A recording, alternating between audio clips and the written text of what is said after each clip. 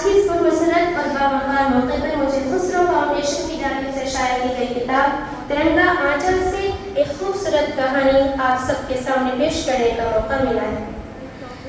جب مجھے کتاب پڑھنے کے لیے دی گئی تو میں نے صرف اسے ایک کتاب سمجھ کر پڑھا، لیکن جیسے جیسے میں اس کی صفحات پڑھتی گئی مجھے محسوس ہوا کہ یہ صرف ایک الفاظ کا مجموعہ نہیں بلکہ اپنے اندر بہت سے احساسات، جذبات اور پیغامات سمیٹے ہوئے ہیں۔ اور اس کتاب کی ایک کہانی نے مجھے خاص طور پر متاثر کیا۔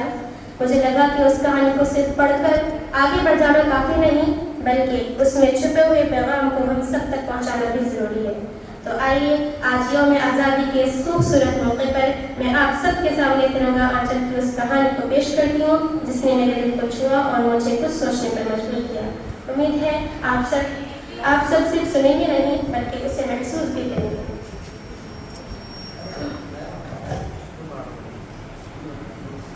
امی، میں بھی ترنگا خریدوں گا، سیف نے ماں سے پھر کہا۔ لیکن بیٹے، میرے پاس پیسے نہیں ہیں، آج کام بھی نہیں ہے، کہاں سے لاؤں؟ ماسٹر صاحب نے سب بچوں سے گھر پر ترنگا لگانے کو کہا ہے، میں بھی لگاؤں گا۔ ماں نے پلو میں بندے پیسے گنے تو صرف 20 روپے تھے۔ انہی پیسوں کا ماں کو آٹا بھی خریدنا تھا۔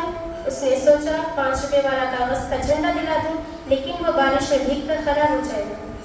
ماں کا جواب سن کر وہ رنجیدہ ہو گیا اور کھڑکی میں کھڑا ہو کر سڑک پر دیکھنے لگا۔ بارش اب بھی ہو رہی تھی اور سڑک نالہ بنی ہوئی تھی، اس کی چھت سے بھی پانی ٹپک رہا تھا۔ سیف کی ماں سڑک کنارے گھنڈے بیچتی تھی، لیکن بارش میں سڑک پر بیٹھنا ناممکن تھا۔ وہ سیف کے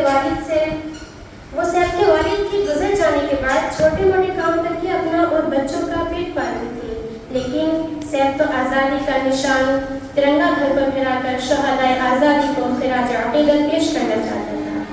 سیف نے ملک کی آزادی کے لیے ٹیپو سلطان، بہادر شاہ ظفر، بھگت سنگھ، اشفاق اللہ خان اور رام پرساد بسمل کی بہادری اور قربانیوں کے واقعات سنے تھے۔ انہی کو خراج عقیدت پیش کرنے کے لیے وہ جھنڈا لگانا چاہتا تھا، لیکن غربت کے چلتے وہ ایک جھنڈا بھی نہیں خرید سکتا۔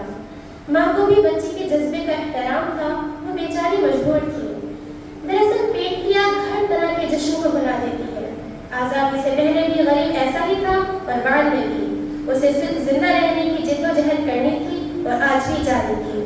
ماں کو کچھ خیال آیا اور اس نے پرانا صندوق اور گھڑیاں کھولی، کچھ تلاش کرنے لگی۔ اسے اپنے شوہر کے پیار کی نشانی ہرے نارنگی رنگ کا دوپٹہ کاٹا، بیچ میں سفید پٹی جوڑی اور جھنڈا بنا دیا۔ ایک چھڑی میں اسے لگایا اور کھڑکی میں ٹانگ دیا۔ صبح سیف کی آنکھ کھلی تو کھڑکی میں ترنگا لہرا رہا تھا۔